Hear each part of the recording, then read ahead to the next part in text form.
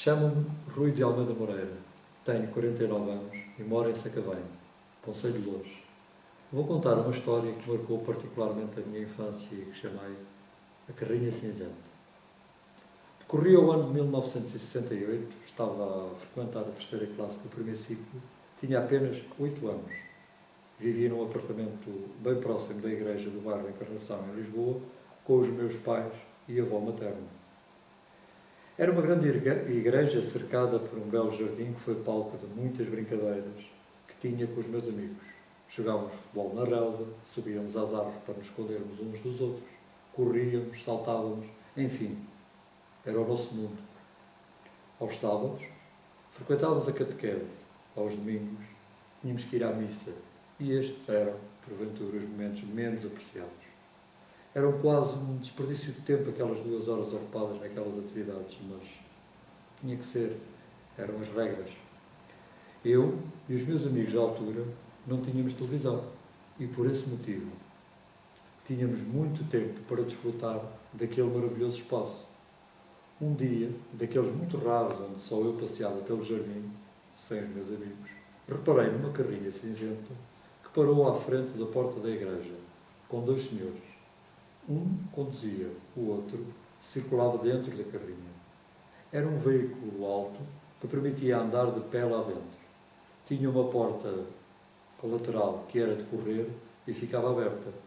Outra, na parte de trás, era aberta só pela metade, ficando a outra metade a fazer uma espécie de balcão. Conhecia um veículo muito idêntico, mas só servia para a venda de peixe.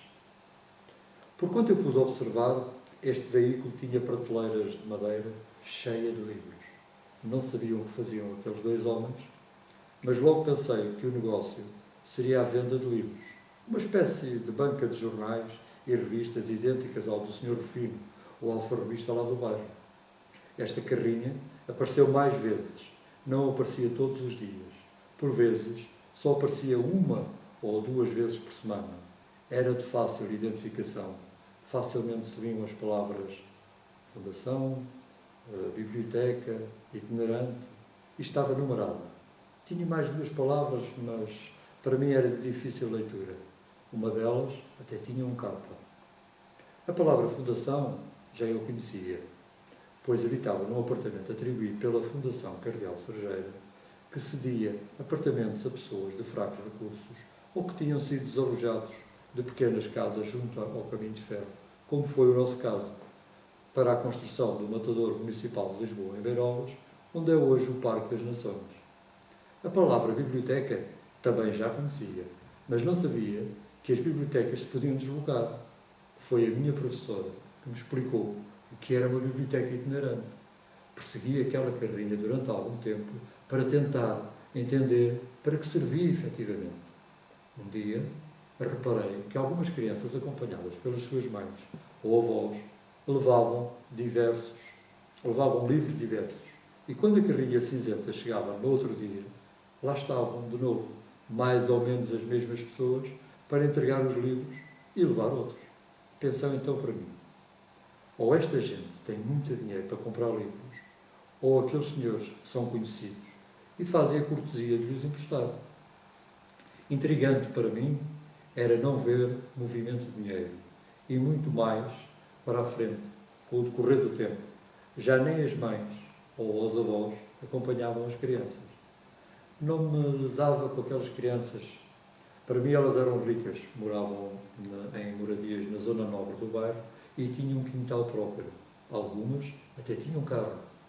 Não acredito que naquela altura e com aquela idade soubesse o que era inveja, mas provavelmente era esse o meu sentimento.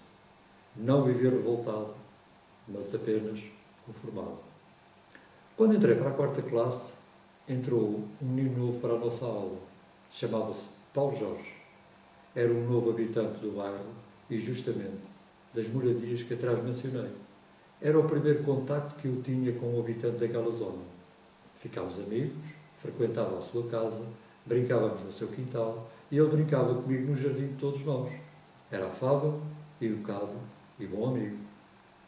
Um dia, estávamos a brincar na cave da sua casa e reparei num pequeno conjunto de 3 ou 4 livros em cima da secretária. de uma secretária. Eram livros das Aventuras dos Cinco, de Enid Blyton, que eu também conhecia e adorava ler. Pedi-lhe se me emprestava um para ler em casa, ao que me respondeu de forma negativa.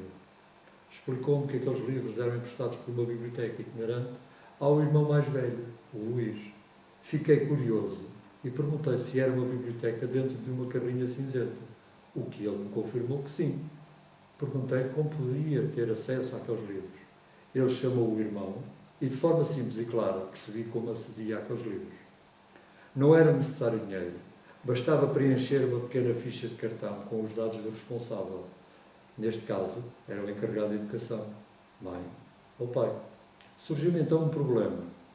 Os meus pais trabalhavam, os horários de trabalho coincidiam com os da carrinha cinzenta e a minha avó não tinha mobilidade para se deslocar ao jardim onde se encontrava a carrinha. Então, ganhei coragem e determinação, falei com os senhores e expliquei qual era a minha dificuldade. Como poderiam a minha mãe ou o meu pai preencher a tal ficha de cartão? Entenderam a minha dificuldade, cederam a ficha de cartão, levei-a para casa, a minha mãe preencheu-a e cedeu-me a sua identificação para ser autenticada a ficha e desbloqueada a situação. Tudo se resolveu. Comecei a utilizar o serviço, pude conhecer novos autores, tais como Hergé e as Aventuras de Tintin, entre outros. Já agora, as duas palavras que eu não conseguia dizer ou entender e que estavam imediatamente a seguir à palavra fundação eram o nome do seu fundador, Carl Gulbenkian. Estas bibliotecas, na época, e a facilidade de acesso aos livros que proporcionavam foram tão importantes para mim como provavelmente é hoje o acesso à internet para as crianças nos nossos dias. Por ironia do destino, 16 anos depois, comecei a trabalhar na Fundação Carlos Gulbenkian, que prestava aquele serviço e manteve até o ano de 2002. Terminar um ciclo importante de um brilhante serviço público que a Fundação Carlos Gulbenkian prestou ao país. Foi um orgulho enorme para todos os colaboradores que, de algum modo, ajudaram ao êxito desta iniciativa que atravessou várias décadas. E eu, orgulhosamente, ainda hoje lá me mantenho.